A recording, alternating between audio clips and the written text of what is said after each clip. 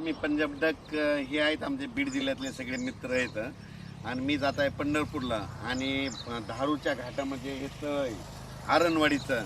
तर यावर्षी ह्या म्हणजे उन्हाळ्यामध्ये म्हणजे मी 31 मे पर्यंत 80% भरलं आहे आणि ह्या तळ्यास त्या ज्यांचं म्हणजे लाभ क्षेत्र आहे त्यांच्यासाठी एक आनंदाची बातमी सांगतो. आता 12 ते 20चं जे पाऊस येणार आहे म्हणजे 12 जून ते 20 जून याच्यामध्ये 100% भरून जाणार आहे आणि याच्यावर लोंढवून पाणी जाणार आहे म्हणून हा अंदाज लक्षात येतो.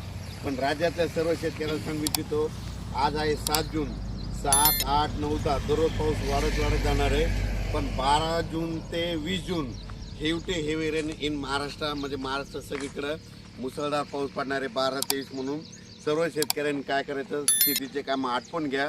आज आणखीन 2-3 दिवस देखील आहे पण आज देखील राज्यात भाग बदलत पाऊस पडणार आहे म्हणून हा अंदाज लक्षात येतात. त्याच्यानंतर 12 ते 20चा पाऊस पडणार आहे. सगळ्यात जास्त पूर्व विदर्भ, पश्चिम विदर्भ, दक्षिण महाराष्ट्र, उत्तर महाराष्ट्र, कोकणपट्टी, खानदेश, मराठवाडा सगळीकडेच पडणार आहे. पण राज्यातल्या सर्व शेतकऱ्यांना सांगू इच्छितो की म्हणजे आज 7 जूनपासूनच राज्यात मी म्हटलं होतं ना 6 जूनपर्यंत तुम्ही कामं आटपा. 7 जूनपासून म्हणजे आजपासून बघा दुपारी 3च्या नंतर राज्यात ठिकठिकाणी पाऊस सुरू होणार आहे. काल देखील खूप ठिकाणी पाऊस झाला, नाशिककडे झाला, पुण्याकडे झाला, दौंडकडे झाला, आज देखील पहाटे सोलापूरकडे खूप झाला. असाच पाऊस काय होणार, दररोज वाढत जाणार आहे. पण 12 ते 20चा मात्र राज्यात मुसळधार पाऊस पडणार आहे म्हणून हा अंदाज लक्षात घ्यायचा. ज्यांचे कोणाचे आणखीन थोडे कामं राहिलेले असेल तुम्ही 11 जूनपर्यंत 11-12पर्यंत कामं आटपून घ्या म्हणून हे अंदाज सगळ्यांना लक्षात येतं. आणि ज्यांच्या शेतामध्ये पेरणीसाठी ओल असं तर तुम्ही 12 तारखेपर्यंत पेरू शकता. सोयाबीन जर पेरली तर तुम्हाला सांगतो, सोयाबीन पेरल्याच्या नंतर 1 दिवस सोयाबीनला शांत झोप पाहिजे. म्हणजे पेरल्याच्या नंतर त्या दिवशी शांत झोप म्हणजे कशी की त्या दिवशी पाऊस यायला नाही पाहिजे.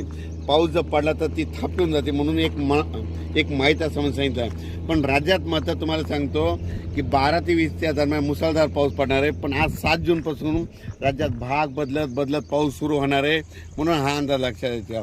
हे बीड जिल्ह्यातलं आरणगावचं इथे साठवण तलाव आहे, 80% भरला आहे आणि आता ह्या 12 ते 20मध्ये मात्र 100% भरून जाणार आहे.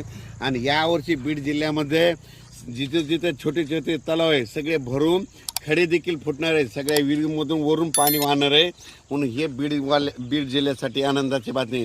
कारण की ज्या वर्षी